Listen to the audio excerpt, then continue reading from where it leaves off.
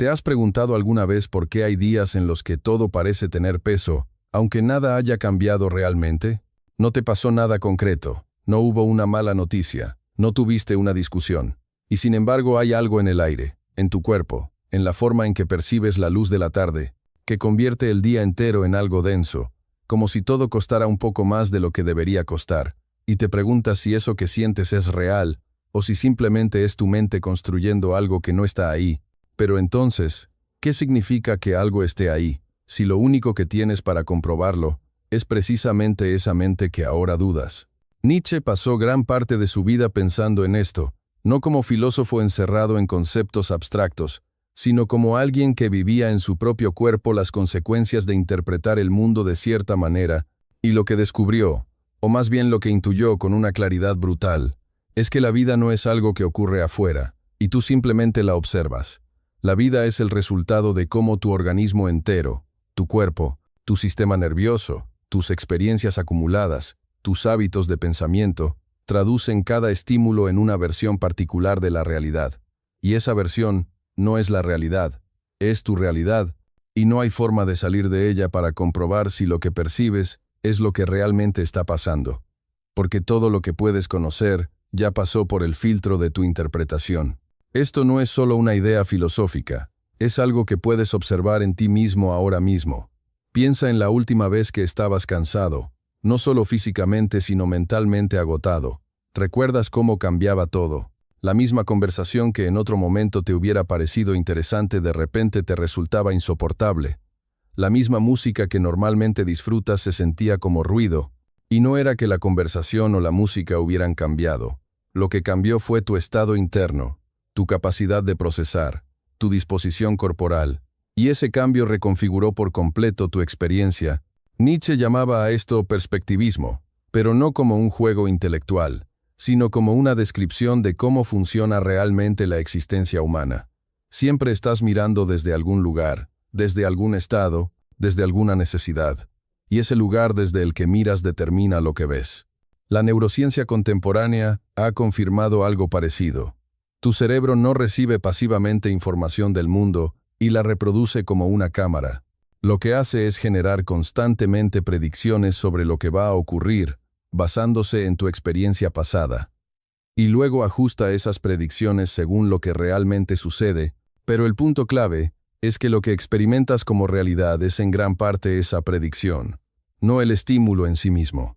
Por eso dos personas pueden estar en la misma habitación, escuchando la misma conversación, y una salir sintiéndose atacada mientras la otra ni siquiera lo nota, porque no están respondiendo al mismo estímulo, están respondiendo a la interpretación que su organismo construyó de ese estímulo, basándose en miles de experiencias previas que condicionaron su forma de anticipar qué significa ese tono de voz, esa pausa, esa palabra específica. Nietzsche decía que no hay hechos, solo interpretaciones, y aunque suene radical, si lo observas con cuidado en tu propia experiencia, hay algo profundamente cierto en eso.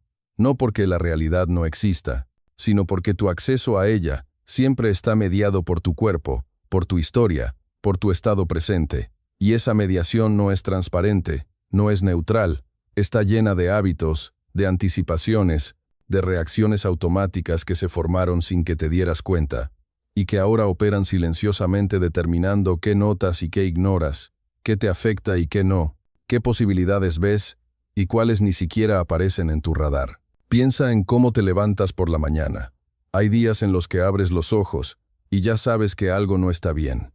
No necesitas pensar en nada específico, simplemente lo sientes, como si tu cuerpo ya hubiera tomado una decisión sobre cómo va a ser el día antes de que tu mente consciente tuviera tiempo de opinar. Y de hecho, eso es exactamente lo que ocurre.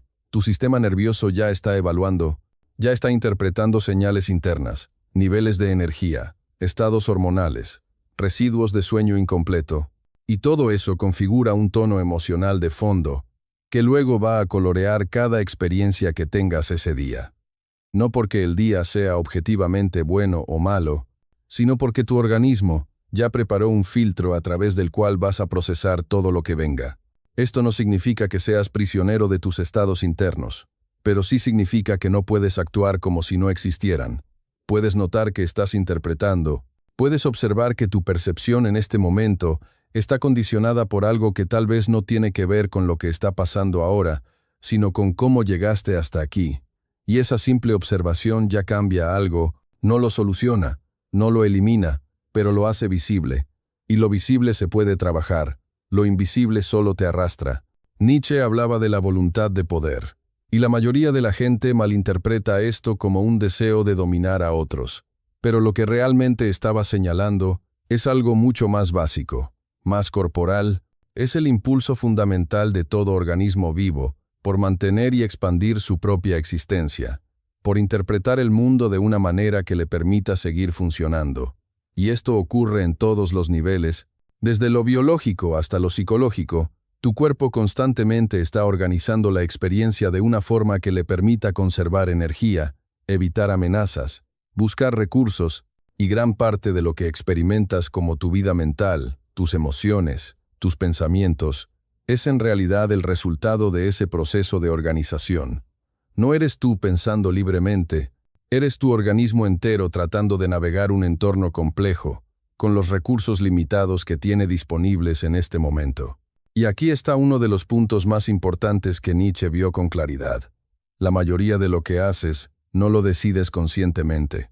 La mayoría de tus reacciones, de tus juicios, de tus preferencias, surgen de patrones que se formaron hace mucho tiempo, en contextos que ya no recuerdas, y ahora operan como si fueran la única forma posible de responder. Pero no lo son.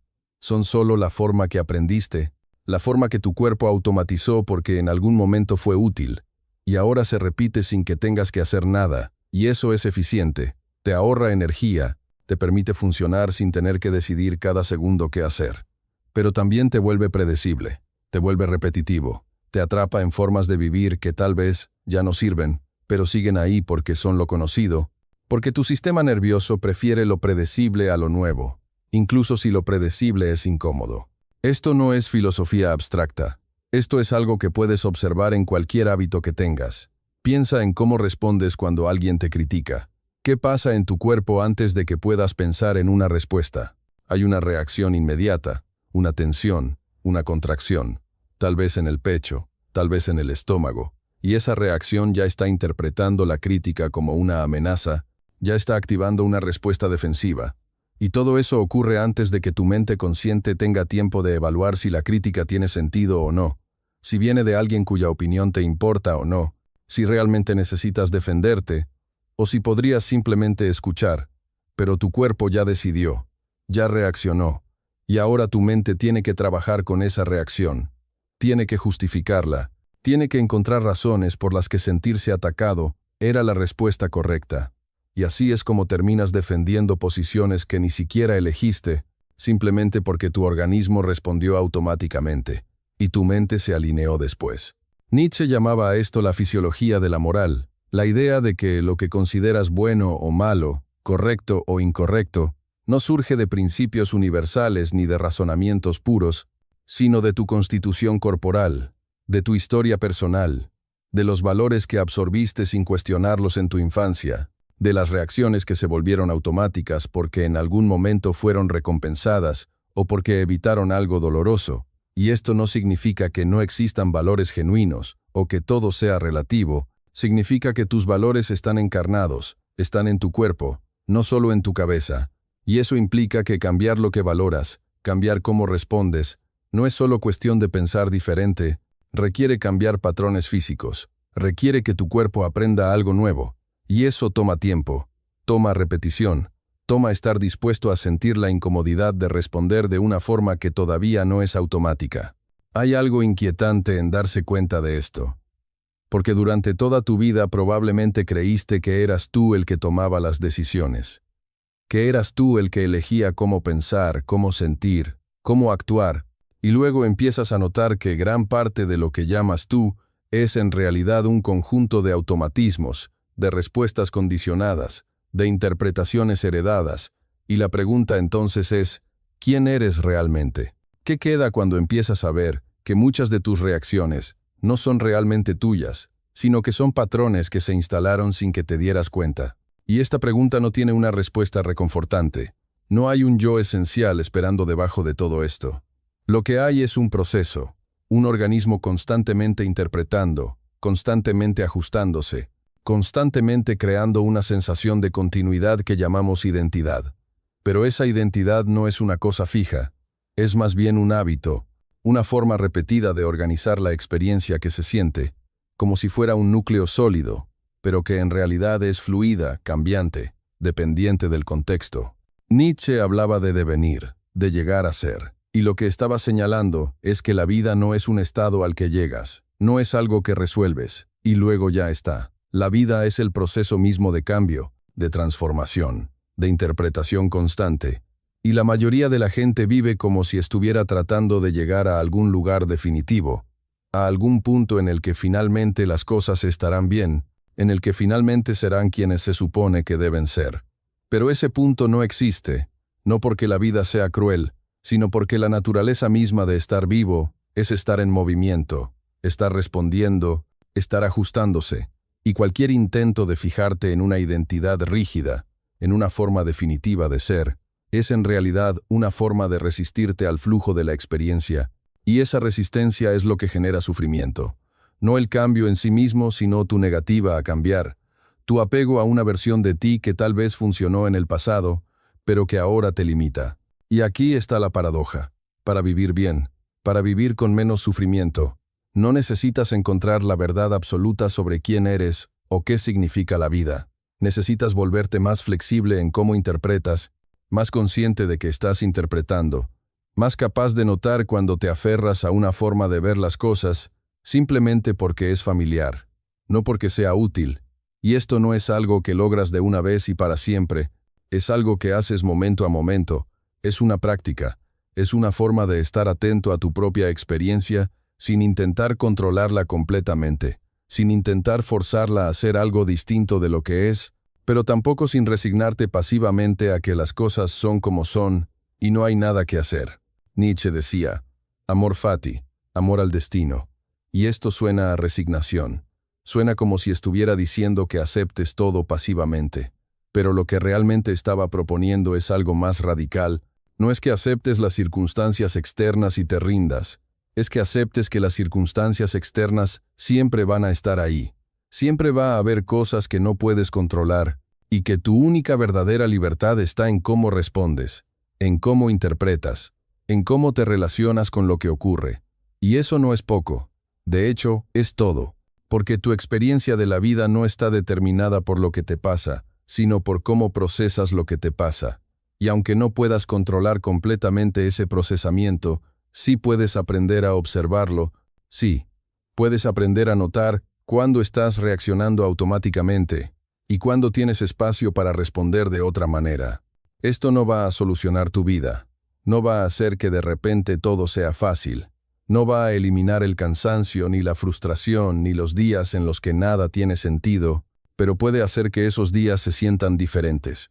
Puede hacer que en lugar de estar atrapado en tu propia interpretación, puedas ver que es solo eso, una interpretación, una de muchas posibles, y a veces, esa simple observación es suficiente para que algo se afloje, para que algo que parecía sólido e inevitable se revele como contingente, como algo que está ahí no porque tenga que estar, sino porque tu organismo lo construyó así en este momento, basándose en todo lo que vino antes. Nietzsche pasó años enfermo, con dolores de cabeza insoportables, con problemas de visión, con una sensibilidad extrema a la luz y al sonido, y escribió algunos de los textos más vitales, más afirmativos de la vida que existen.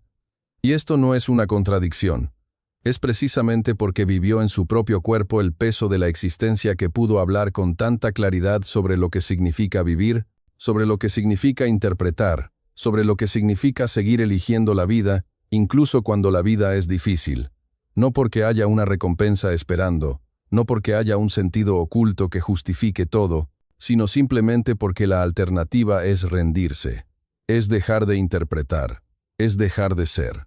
Y tal vez lo más valioso que puedes sacar de esto no es una conclusión definitiva sobre qué es la vida o cómo deberías vivirla, sino simplemente la invitación a observar con más atención, a notar cómo tu cuerpo responde antes de que tu mente lo justifique, a ver cómo tus interpretaciones construyen tu realidad, a reconocer que gran parte de lo que experimentas como inevitable es en realidad contingente, es el resultado de patrones que se formaron en circunstancias específicas y que ahora se repiten, no porque sean los únicos posibles, sino porque son los que tu organismo aprendió. Y eso no es una tragedia, es simplemente cómo funciona estar vivo. Pero es útil saberlo. Es útil ver que estás interpretando, porque cuando lo ves, puedes empezar a interpretar de otra manera, no forzadamente, no artificialmente, sino gradualmente, pacientemente. Vivir es interpretar todo el tiempo, incluso cuando crees que solo estás quieto mirando por la ventana. Y tal vez el único sentido que la vida tiene es el que tú le das al seguir interpretando, al seguir eligiendo cómo responder, al seguir siendo parte de este proceso extraño de estar aquí, consciente, sintiendo, pensando, cambiando, sin saber exactamente hacia dónde vas, pero sabiendo que mientras sigas interpretando, algo en ti está participando en la creación de significado, y eso, aunque no resuelva nada definitivamente, es suficiente.